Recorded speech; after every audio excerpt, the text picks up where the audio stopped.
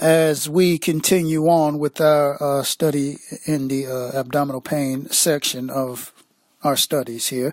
Conditions that may cause acute abdominal pain. Peritonitis. All right. Peritonitis is an irritation and inflammation of the peritoneum. It's called I read something wrong. Irritation and inflammation of the peritoneum is called peritonitis. Peritonitis occurs when blood, pus, bacteria, or chemical substances leak into the peritoneal cavity. Sounds good. The onset and type of the abdominal pain a patient experiences is somewhat dependent on the type of substance leaking into the peritoneum. For example, the duodenum or duodenum contains highly acidic digestive material that usually causes pain that is immediate, severe, sharp, intense, and constant. However, the ileum contains digestive material with a neutral pH, meaning it's not acidic and it's not alkalotic. It's not electric and it's not acidic. If the ileum is perforated, the material may leak out, but the pain may be delayed for several hours, may be intermittent, or may be not as severe because the material's pH is neutral. Because critical abdominal conditions may present in a variety of ways, it is important, people, to maintain a high index of suspicion when dealing with an acute abdomen. All right? The type or degree of pain often does not indicate the severity of the problem. Small sentence, big meaning. All right, remember that. The type or degree of pain often does not indicate the severity of the problem. So if the person is screaming like they done lost their damn mind, it don't mean that they about to die. They could just, not be able to take pain or whatever the fuck. Anyway, common signs and symptoms of peritonitis, abdominal pain or tenderness, when you palpate the abdomen, of course. Nausea, vomiting or diarrhea, fever and chills, lack of appetite. It says anorexia in parentheses, okay, but lack of appetite. And a positive Markel test or a heel drop or heel jar test. When you hit them on the heel or when they hit their heels on the ground, that is a clear indication that they are having abdominal pain. The Markel heel drop or heel jar test. What do you know, Chico? An examination technique called rebound tenderness has been used to assess a patient with abdominal pain, like that caused by peritonitis and appendicitis. All these damn itises. The EMT would push slowly down on a quadrant of the abdomen to slightly compress the tissues beneath and then suddenly release the pressure. When the abdominal contents reassumed their original location, it would make the peritoneal surfaces rub together. If there was inflammation to the peritoneal linings, it would elicit pain in the patient. You got that? This technique, however, has fallen into some disfavor because the patient with abdominal pain could be either over-obliging to the test, meaning they either dramatic or they can't take no pain, or extremely frightened of someone pushing on his or her abdomen, and in either case, fail to be objective. There's always I can't remember the word I'm looking for. Anyway, let's move on. Wasting time here. As an alternative, the Markel test has been shown to be just as reliable, but without the number of false positives or negatives seen with the rebound tenderness test. In the Markel technique, the patient is instructed to stand on his feet with his knees straight. Upon request, the patient should raise himself onto his toes and drop suddenly down on his heels, flat-footed, with enough force to produce an audible thump. Since the patient will not know what the EMT is clinically attempting to find out, it is difficult for a skewed response to occur. Okay. In fact, many times the patient is very surprised that the heel drop elicits abdominal pain, but the EMT will know that the pain is often felt in the region of the pain's etiology, or cause. This is known as a heel drop test. Sometimes because of concurrent medical care or the inability of the patient to stand, the test is just described. Wait a second. The test as just described, my bad, cannot be performed. In these instances, the EMT can perform a modified Markel test by lifting each of the ankles of the supine patient and knocking the heels together, or by making a fist and striking the bottom of the heel. You just assaulted somebody. This jars the torso, which in turn irritates the peritoneal linings and creates the same kind of response as the regular Markel test. This modification is referred to as a heel jar test. Yay! When performing either version of the Markel test, be sure to watch the patient's face for a grimace indicating pain. If the patient moans, "Oh!" ask what hurts. A complaint of abdominal pain is a positive test for rebound tenderness. Appendicitis. And remember, y'all, the itis is inflammation. Got that? Moving on. Appendicitis is an inflammation of the appendix. They just told you. Appendix, inflammation, appendicitis, compound shit, that commonly causes an acute abdomen. Appendicitis is usually caused, what is it caused by, you ask? Appendicitis is usually caused by a blockage in the intestines and results in inflammation and irritation. If left untreated, the inflammation eventually may cause the tissue to die and rupture. Or does it rupture then die? I don't know. Anyway, it dies, then it ruptures. This may result in abscess formation, where abscess formation is a local pus collection. Peritonitis or shock. Let's read that again. This may result in abscess formation, peritonitis, or shock. Appendicitis is common in children because their appendix wall is thinner. This is also true for elderly patients who are prone to perforation. All right. Remember this part. This is key. Got this? Appendicitis is common in the child because their appendix wall is thinner. Definitive care for this condition is surgical intervention. Ideally, before rupture,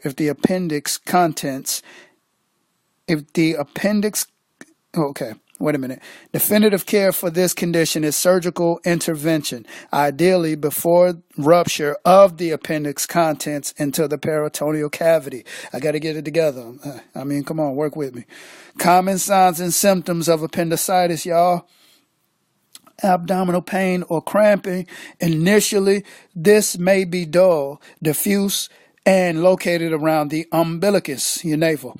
Later, this pain is usually localized to the right lower quadrant, medial to the iliac crest or pelvic wing, also called the McBurney point.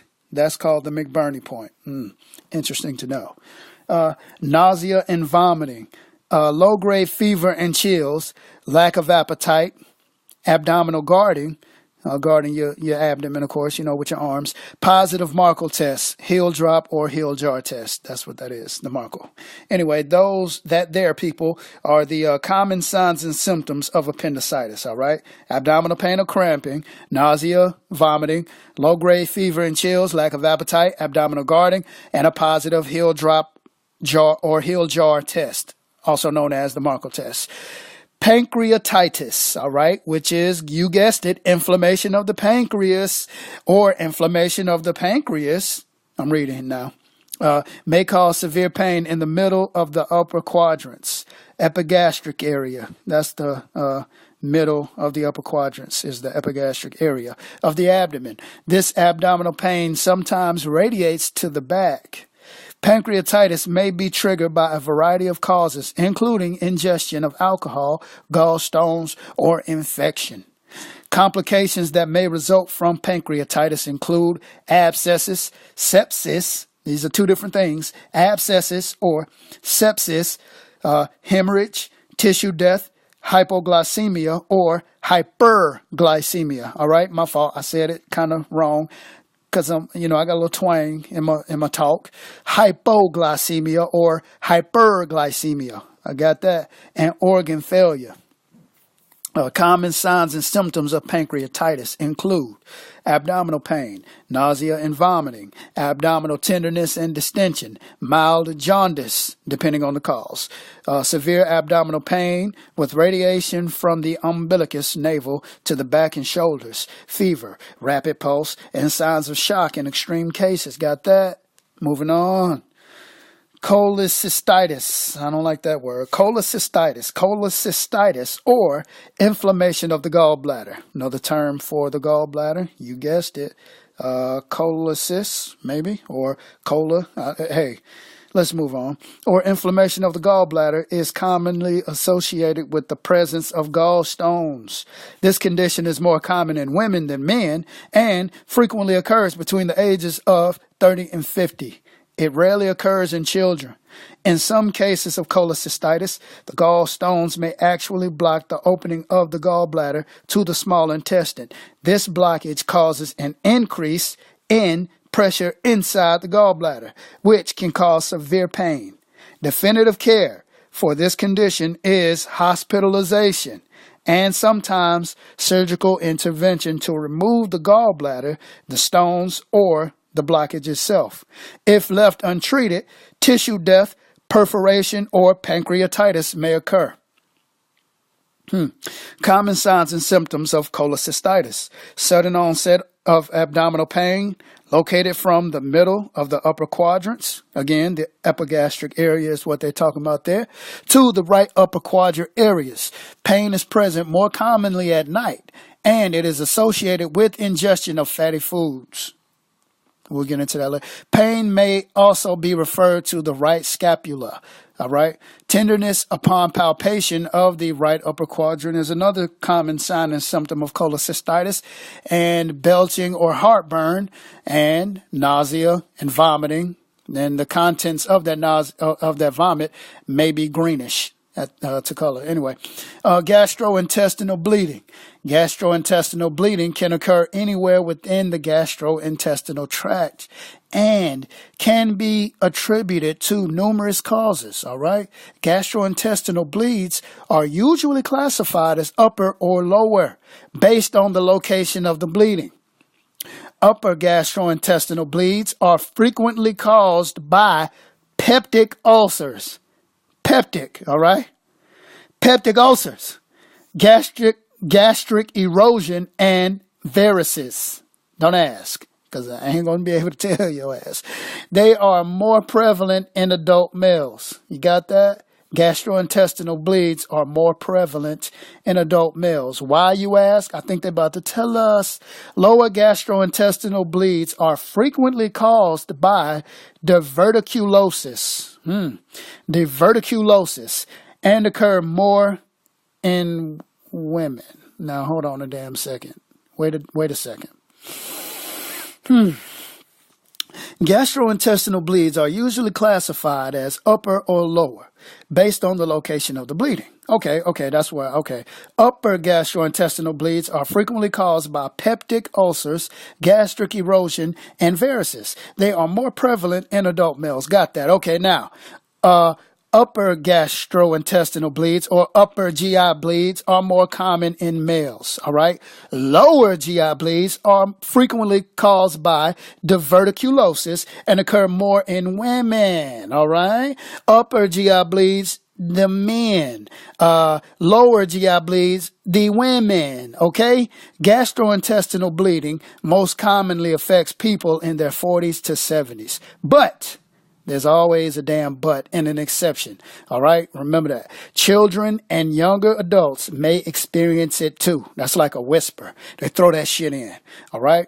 GI bleeds most commonly affect people in their 40s to 70s, upper GI men, lower GI women. But children and younger adults may experience it too. Most deaths resulting from gastrointestinal bleeds occur in patients over 60 years of age. So they have you confused and all over the place, all right? But just remember that key information, all right? And you shouldn't, you should be okay. Common signs and symptoms of GI bleeds include abdominal pain or tenderness, hematemesis, vomiting blood is what hematemesis is, all right? The emesis is vomit, hema or hemato, blood, all right? They're throwing it together. They got compound medical terms and shit too. Vomiting blood, which can be bright red or look like coffee grounds. Don't forget that. Coffee grounds. Hematochezia, bright red blood in the stool, normally signifying a rapid onset, all right? Hematochezia is bright red blood in your shit. So if you shit in bright red blood, you should be fucking terrified. But anyway, it also represents a rapid onset of a GI bleed. So, take it for what it is. Melena. What's the key word? Melanin. Anyway, melena, dark, tarry stools containing decomposing blood, normally from the upper gastrointestinal system, all right? Dark, tarry stools, melena, it's black. Melanin, black. Anyway, altered mental status, weakness or syncope, which is fainting, tachycardia, and signs of shock, all right? Tachycardia, fast heart rate, for all y'all that can't remember shit. Esophageal varices. Esophageal varices are a bulging, engorgement, or weakening of the blood vessels in the lining of the lower part of the esophagus. These abnormalities are common to heavy alcohol drinkers or patients with liver disease and are caused by increased pressure in the venous blood supply system of the liver, stomach, and esophagus. What do your liver, stomach, and esophagus all have to do with drinking? They all involved. Anyway, esophageal varices are usually identified with painless bleeding in the digestive tract. Bleeding can be profuse, leading to shock. Emergency medical care is the same as for any other abdominal pain or distress. However, you got to look for those words, all right? Look for these words and learn that shit after these key terms. However and but, all right? Because that's the exception to the rule shit right there. It's going to get you if you don't pay attention. Anyway, however is where I stopped at. There's a comma after however. Airway and breathing management may be more challenging. Okay? All right? Okay. Remember that. Emergency medical care is the same as for any other abdominal pain or distress patient that you have. However, with a big ass comma, airway and breathing management may be more challenging. All right? All right. Common signs and symptoms of esophageal varices include large amounts of bright red hematemesis, which is vomiting of blood, absence of pain or tenderness in the abdomen, an absence of pain or tenderness in the abdomen. That's unusual there because, it said that you might not feel pain. So, okay, yeah, that's right. Okay, it's just unusual. The rest of them, you will feel pain in the abdomen most times, or they guard the abdomen. Anyway, rapid pulse, breathing difficulty, pale, cool, clammy skin, other signs and symptoms of shock. Because you might be bleeding internally, so you're losing blood, throw your ass in a shock. Jaundice is the last sign and symptom of esophageal varices. Jaundice, which is yellowing of the skin, or sclerae of the eyes from liver disease, and it may be seen in some cases, not all, but some, all right? Gastroenteritis, more itis for you. Itis, inflammation. Gastro has something to do with your stomach, okay? Don't forget that. Gastro has something to do with your digestive system, but mainly your stomach and your intestines. Okay, if I'm wrong, I don't give a fuck. Gastroenteritis, or inflammation of the stomach and small intestines, is I do care. I'm just saying, read your book, all right? Read your book. If I'm wrong, you should be able to correct me by studying. You should know your stuff, all right? Stay on it. Gastroenteritis, or inflammation of the stomach, and give me a hug. All right. We're good now. Gastroenteritis, or inflammation of the stomach and small intestines, is commonly associated with the presence of abdominopelvic pain. This condition can be chronic or acute. Chronic gastroenteritis is most commonly a result of an infection. Acute gastroenteritis is normally caused by bacteria and is commonly diagnosed in children. If left untreated, it may result in the breakdown of the mucosal layers in the gastrointestinal tract. This breakdown can lead to dehydration, hemorrhage, ulceration, and perforation. Hematemesis, hematochezia, or melena, you need to remember what those are. If you don't, go back, read it again, may be present in severe acute cases. In these severe cases, signs and symptoms of shock will be present. Common signs, you ask? Common signs and symptoms of gastroenteritis, you say? Abdominal pain or cramping, nausea, vomiting and diarrhea, abdominal tenderness, fever, and dehydration. In severe cases, signs and symptoms of shock and hemorrhage may be present. Ulcers. Approximately 4 million patients a year are affected by an ulcerative disease. Wow. That's a lot of people. Be careful, man. Guard yourself. Watch out for these damn ulcers. They're dangerous out here in these streets. Ulcers are open wounds or sores within the digestive tract, usually in the stomach or the beginning of the small intestines. And, ulcers are associated with a breakdown of the lining that normally protects the intestine from the digestive fluids contained inside the digestive tract. This breakdown can cause damage to the stomach or intestine and, in some instances, massive bleeding or perforation. This can result in hematemesis, hematochezia, or melena, depending on the location and severity of the bleed. The type of abdominal pain is also affected by the location and severity of the ulcer. Patients with severe ulcerative diseases can develop signs and symptoms of shock. Why? Why, you ask? Think about it. Why could the patient with a severe ulcer disease develop a sign or symptom of shock that is life-threatening? Why? Because of hematemesis or hematochezia, all right? Or melena. Either way, what we're talking about here is a blood loss, all right? You got to remember that. Bleeding, all right? If you're losing blood like a motherfucker, you could throw yourself in, your body could go into shock because there's a blood loss, all right? Volume. Don't forget the word volume. Volume loss, I'm sorry. Most patients are usually aware of their ulcers and will provide you with this information during the history portion of your sample. In some cases, the patient will take over-the-counter antacids or prescribed medications for this condition.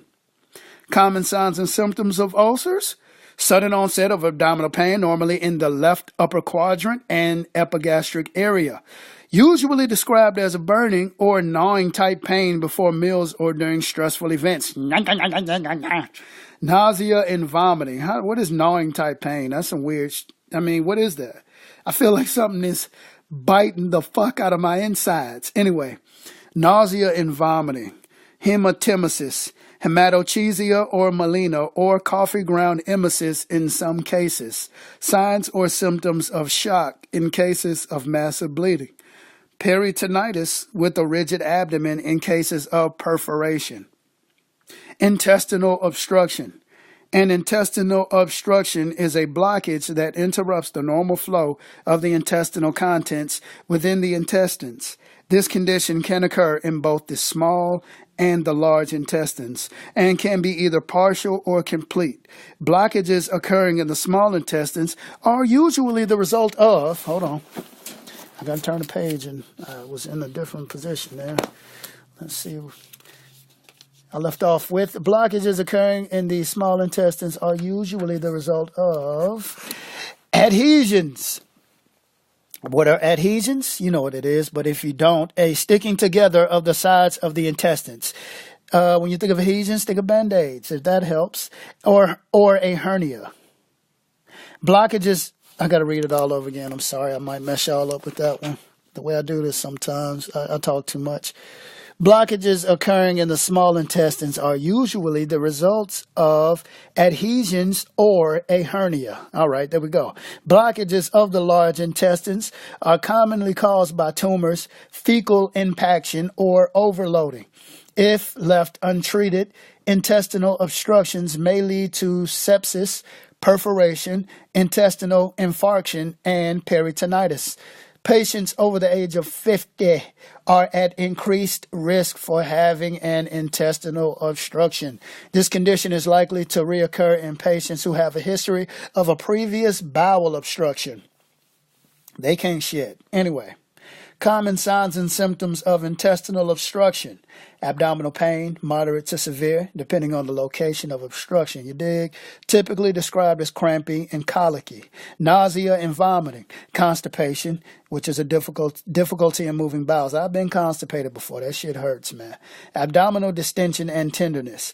Abnormally prominent, high-pitched bowel sounds. Ooh.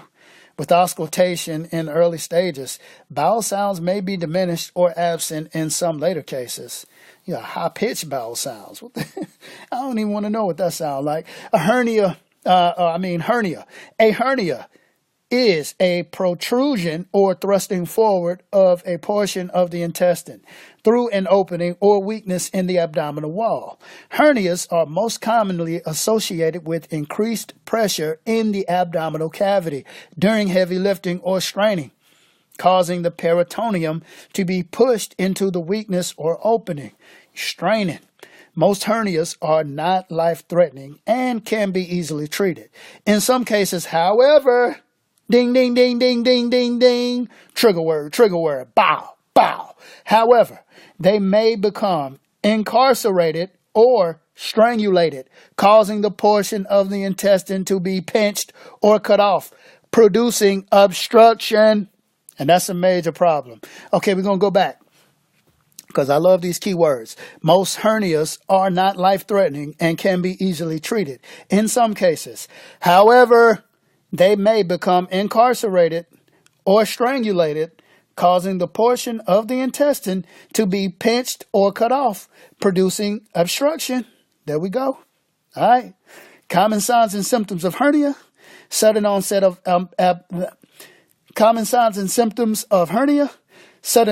of abdominal pain, usually after heavy lifting or straining. Fever, rapid pulse, tender mass at point of hernia. Others similar to intestinal obstruction. All right. Abdominal aortic aneurysm, also known as AAA. And we ain't talking about the one that comes save you when you're on the side of the road. AAA, abdominal aortic aneurysm. An abdominal aortic aneurysm, or AAA, AAA, is a weakened, ballooned, and enlarged area of the wall of the abdominal aorta. The aneurysm may eventually rupture and is one of the most lethal causes of abdominal pain. All right? Abdominal aortic aneurysm is one of the most lethal causes of abdominal pain. Although it can happen at any age, this condition is most common in men over the age of 60. Rupture of the aortic wall generally begins with a small tear of the inner vessel structure, which allows blood to leak between the walls of the aorta. The process of dissection continues with increasing pressure until finally the outer wall is damaged and blood leaks out behind the peritoneum or into the abdominal cavity. Yeah, that's bad. What can happen to you if you have blood that's leaking out behind the peritoneum or into the abdominal cavity? I'll give you 5 seconds. 1, 2, 5. Shock. Don't forget, when you're losing blood, always keep in mind that the person can go into shock. All right? Common signs and symptoms of AAA, abdominal aortic aneurysm. Gradual onset of lower lumbar, groin, and abdominal pain. That hurts. Rupture associated with sudden onset of severe constant abdominal pain. And it may radiate to the lower back, flank, or pelvis. And it may be described as a tearing pain. Ouch. Second assessment, in any of the circumstances just discussed, immediately begin transport following the secondary assessment. If the patient is responsive, first conduct the history. If the patient is unresponsive, conduct the history after the physical exam and vital signs are taken, of course, gathering information from family or bystanders. If more than one EMT is on the scene, the physical exam can be conducted and baseline vital signs can be obtained by one EMT while the other EMT collects the history. The following are pertinent questions to ask. All right, you're going to ask the OPQRST questions. What is OPQRST? If you don't know, onset, provocation, palliation, quality, radiation, severity, time. Does the patient have any known allergies? Is the patient currently taking any medications? Does the patient have any pertinent past medical history regarding the abdominal pain or distress? When was the last time the patient had anything to eat or drink? Has the patient's appetite changed? Has the patient been nauseated? Did the patient vomit? What was the color of the patient's last stool? Has the patient had difficulty urinating? Was the patient doing anything prior to the onset that led to the abdominal pain or distress? The physical exam will focus on the abdomen. However, you should still assess the rest of the body for associated signs and symptoms because they could have referred pain, you dig?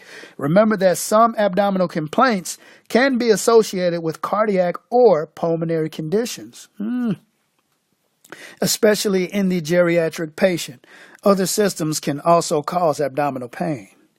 Perfusion should be assessed in all four extremities. Perform the physical examination of the abdomen carefully and gently, since the abdomen may be tender. Even the slightest palpation may further aggravate existing pain and make the patient less willing to allow you to examine him. Begin by inspecting the abdomen. Look for any scars indicating previous surgeries. When beginning the exam, always ask the patient to point to the area that is most painful and then palpate each quadrant, beginning with the area of the abdomen that is the least painful and farthest from the site of pain. Because, you know why? Because if you touch the part that hurts first, they're going to probably fold up and they ain't going to want you to touch them no more. Anyway, determine if the patient is restless or quiet and whether the pain is increased upon movement. Inspect the abdomen to determine if it is distended or enlarged. Ask the patient if this is normal. Gently palpate the abdomen using the quadrants as landmarks. Start with the least painful area first and examine the quadrant with specific pain last. Assess if the abdomen feels soft or rigid. I've never felt a rigid abdomen, so I don't know. But anyway, normally you're going to know, I guess, because if it ain't soft, something wrong. Normally the abdomen should be soft and non-tender. If the abdomen is rigid, determine if the patient can relax the abdominal muscles upon request. Note any involuntary guarding, an abdominal wall muscle contraction that the patient cannot control, resulting from inflammation of the peritoneum. Involuntary guarding is also referred to as rigidity. In contrast, voluntary guarding is when the patient contracts the abdominal muscles, usually in anticipation of pain or an unpleasant sensation. The problem lies in the difficulty of telling the two apart. Determining if there is true involuntary guarding versus voluntary guarding can be done while you are applying gentle but firm pressure to the abdomen.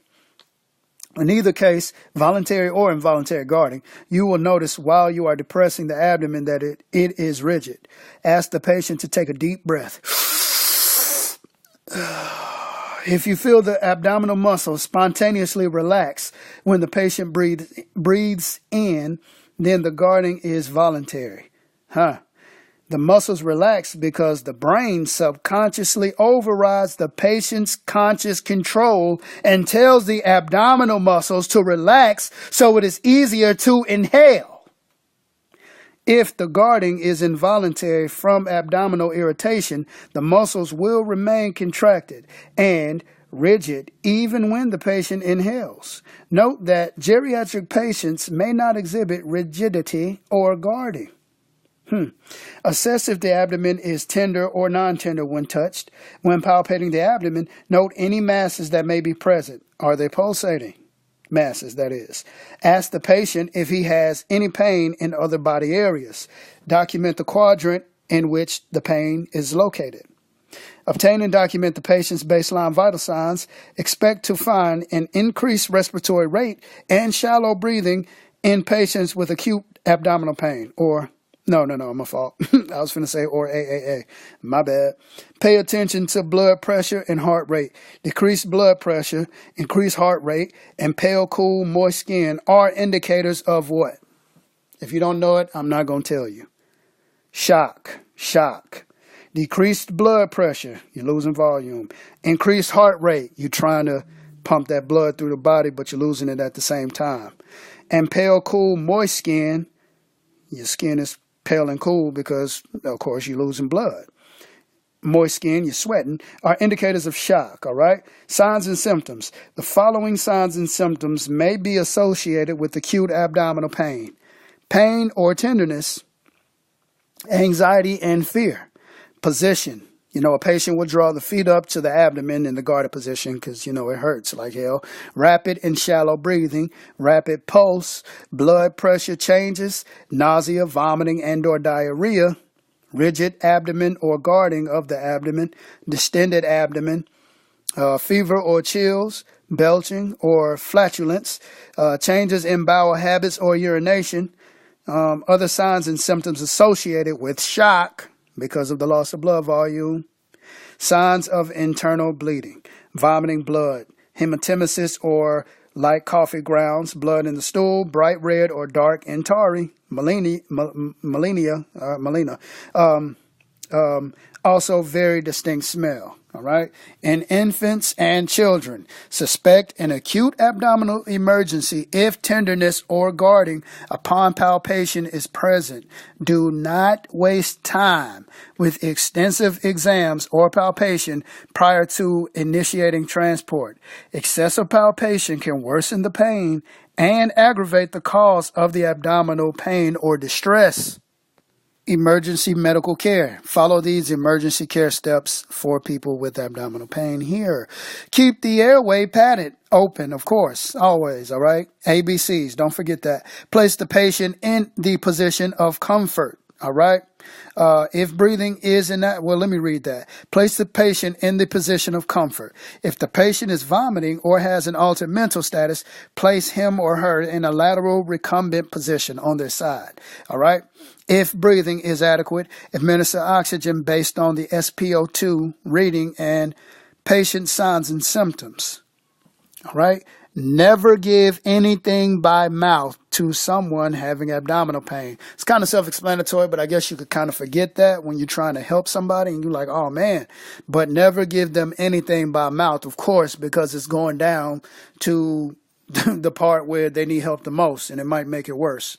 Calm and reassure the patient, all right? Provide emotional support. If signs and symptoms of hypoperfusion are present, treat for shock. Give them a blanket. Initiate a quick and efficient transport. Consider ALS intercept based on your protocols. And that there, folks, we done. You did it. You made it to the end, all right? Let's not forget doing our reassessment. Perform reassessment during transport. Document and record all vital signs. Communicate all findings to the receiving facility. And I'll see y'all next time, man. Study buddy. You too can learn like me.